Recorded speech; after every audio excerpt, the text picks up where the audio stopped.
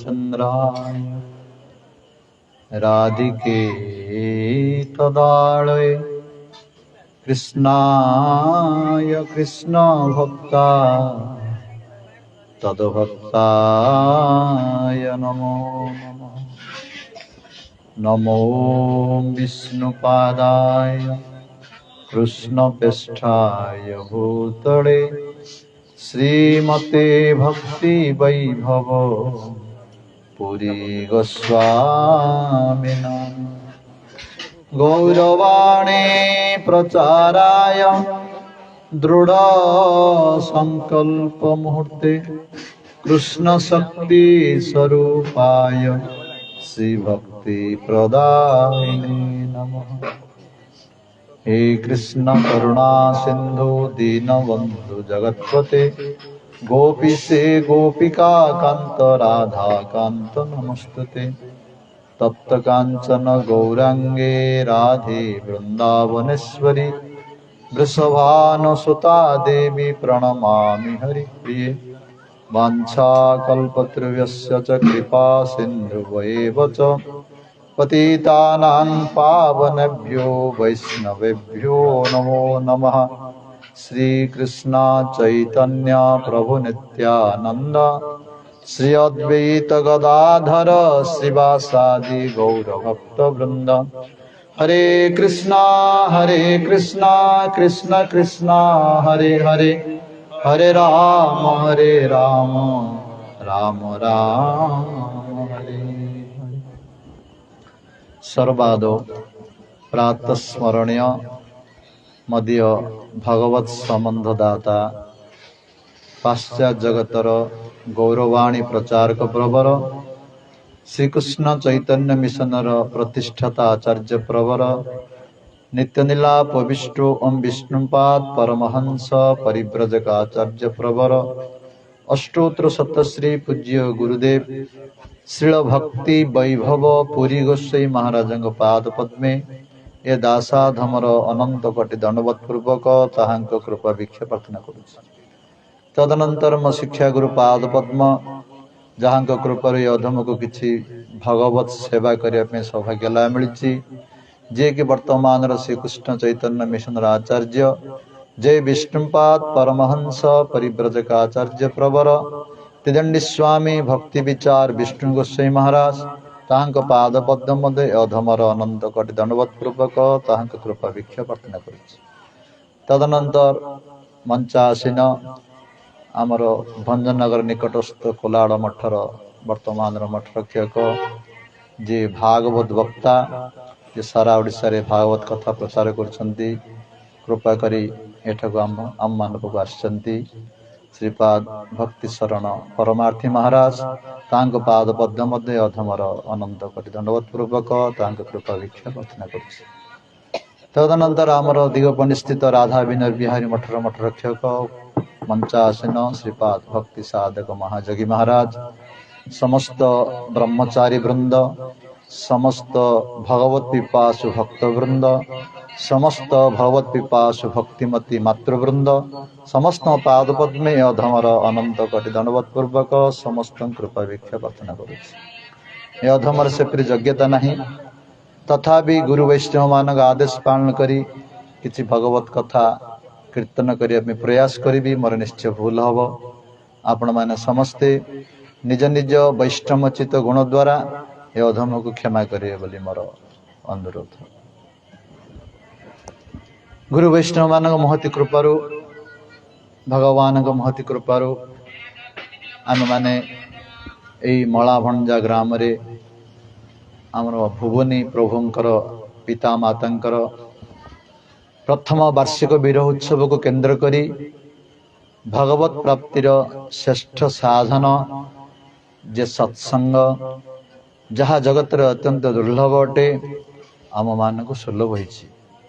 वस्तुतः आम मान प्रति हरि गुरु वैष्णव मानकर महती कृपा अटे। श्रीमद् भागवत रे दशम स्कंदरे द्वारिका रे जेतेबेले वसुदेव अछंती भगवान पिता ଥରେ ଗୋଟେ ଯଜ୍ଞ କରିଥିଲେ। ସେ ଯଜ୍ଞରେ ଅନେକ ସାଧୁ ସନ୍ଥ ବୈଷ୍ଣବ ମାନଙ୍କୁ ନିମନ୍ତ୍ରଣ କରିଥିଲେ। ଯେପରି ଆପଣ ଗ୍ରାମକୁ ଆସିଛନ୍ତି ସାଧୁମାନେ ବୈଷ୍ଣବ ମାନେ, ସେଇ ସାଧୁ ମାନଙ୍କର ଦାୟିତ୍ୱ ସେବା ଦାୟିତ୍ୱ ଭଗବାନ ଶ୍ରୀକୃଷ୍ଣ ସ୍ୱୟଂ ଗ୍ରହଣ କରିଥିଲେ। ଭଗବାନ ସବୁବେଳେ ସାଧୁ ମାନଙ୍କୁ ଭକ୍ତ ମାନଙ୍କର ମହିମାକୁ ବର୍ଦ୍ଧନ କରନ୍ତି। ଭଗବାନ ଶ୍ରୀକୃଷ୍ଣ ସେମାନଙ୍କ ଦାୟିତ୍ୱ ନେଇ ସେବା ନେଇ ସେମାନଙ୍କୁ ବିରାଜମାନ କରାଇ ଭଗବାନ ଶ୍ରୀକୃଷ୍ଣ ନିଜେ ପ୍ରବଚନ କରୁଛନ୍ତି। ସମସ୍ତ ସମ୍ମାନ ଦେଇ ଭଗବାନ ହେଲେ ମଧ୍ୟ ସେ ମନୁଷ୍ୟ ଭଳି ଲୀଳା କରୁଛନ୍ତି। କହୁଛନ୍ତି ଓହୋ ଜନ୍ମଭୂତ ଲବ୍ଧାମ୍ କାଚ୍ଛେନ ତତ୍ଫଳମ୍ ଦେବାନାମ୍ ଅପି ଦୁଷ୍ପ୍ରାପ୍ୟମ୍ ଯତ୍ର ଯୋଗେଶ୍ୱର ଦର୍ଶନମ୍। ଆହା, ଆମର ଆଜି ମନୁଷ୍ୟ ଜନ୍ମ ପ୍ରାପ୍ତ ହେଇଛି। କାଚ୍ଛେଦ ମାନେ ସମ୍ପୂର୍ଣ୍ଣ ମନୁଷ୍ୟ ଜନ୍ମର ସମ୍ପୂର୍ଣ୍ଣ ଫଳ ପ୍ରାପ୍ତ ହେଇଗଲା। ଜନ୍ମଭୂତ ଲବ୍ଧମ୍ କାଚ୍ଛେନ ତତ୍ଫଳମ୍, କାହିଁକି ଦେବାନାମ୍ ଅପି ଦୁଷ୍ପ୍ରାପ୍ୟମ୍, ଦେବତା ମାନଙ୍କୁ ମଧ୍ୟ ଯାହା ଦୁଷ୍ପ୍ରାପ୍ୟ ସାଧୁ ଦର୍ଶନ ସନ୍ଥ ଦର୍ଶନ ଭଗବାନଙ୍କର ଭକ୍ତ ମାନଙ୍କର ସଙ୍ଗ ଦେବତା ମାନଙ୍କ ମଧ୍ୟ ଦୁର୍ଲଭ ଅଟେ। ଭଗବାନ ଶ୍ରୀକୃଷ୍ଣ ନିଜେ କହୁଛନ୍ତି ଦେବତା ମାନଙ୍କୁ ମଧ୍ୟ ଦୁର୍ଲଭ, ସେହିପରି ଶୁଦ୍ଧ ଭକ୍ତ ମାନଙ୍କର ଦର୍ଶନ ଆଜି ଆମର ମିଳିଲା। ଏହା ଆମର ସୌଭାଗ୍ୟର କଥା। ଭଗବାନ ପୁଣି କହିଲେ ନ ଅପମୟାନି ତୀର୍ଥାନି ନ ଦେବ ମୁତ୍ସଲାମୟା ତେପୁ ପୁନନ୍ତି ଉରୁ କାଳେନ ଦର୍ଶନା ଦେବ ସାଧବ। ଭଗବାନ କିପରି ଭକ୍ତର ମହିମାକୁ ପ୍ରଚାର କରୁଛନ୍ତି। ସବୁଠି ଭଗବାନ ବରଂ ନିଜର ପ୍ରତିଜ୍ଞାକୁ ଭଙ୍ଗ କରିଦେବେ, ଭଗବାନ ଭକ୍ତର ପ୍ରତିଜ୍ଞାକୁ ରକ୍ଷା କରିବେ। ଭକ୍ତ ପାଇଁ ସବୁବେଳେ ଭଗବାନ ପ୍ରସ୍ତୁତ ହେଇଥାନ୍ତି। କେତେ ସୁନ୍ଦର କଥା କହୁଛନ୍ତି ଏଠି ଭଗବାନ। ନ ଅପମୟାନି ତୀର୍ଥାନି, ଆମେ ତୀର୍ଥକୁ ଯାଉଛେ, ଗଙ୍ଗା ନଦୀକୁ ବା ଆହ୍ଲାବାଦ ଯାଉଛେ, ଯେକୌଣସି ତୀର୍ଥକୁ ଗଲେ କିଛି ଜଳ ଆଣି ମସ୍ତକରେ ପକେଇଲେ ବା ସ୍ନାନ କରିଦେଲେ ଆମର ତୀର୍ଥ ହେଇଗଲା ବୋଲି କହୁଛେ। କିନ୍ତୁ ଭଗବାନ ଶ୍ରୀକୃଷ୍ଣ କହୁଛନ୍ତି ନା ନା, ସେଇ ତୀର୍ଥ ଦ୍ୱାରା ତମେ ପବିତ୍ର ହେଇପାରିବ ନାହିଁ। ଯୋଉ ତୀର୍ଥ ଜଳ ପକେଇଲେ ପବିତ୍ର ବୋଲି କହୁଛ, ନା ନା, ସନ୍ଦେହ ନାହିଁ, ସମ୍ଭବ ନାହିଁ। ତୀର୍ଥ ଜଳ ପବିତ୍ର ହେଇପାରିବ ନାହିଁ। ଆଉ କଣ କହିଲେ ନା ନ ଦେବ ମୁତ୍ସଲାମୟ, ଯୋଉ ତୀର୍ଥ ସ୍ଥାନକୁ ଯାଇ ଭଗବାନଙ୍କ ବିଗ୍ରହକୁ ଯାହା ମାଟି ବା ପଥରରେ ତିଆରି ହେଇଥାଉଛି ସେଇ ବିଗ୍ରହକୁ ଦେଖିଲେ କିନ୍ତୁ ପବିତ୍ର ହବ ନାହିଁ। କେତେ ବଡ଼ କଥା ଭଗବାନ କହୁଛନ୍ତି।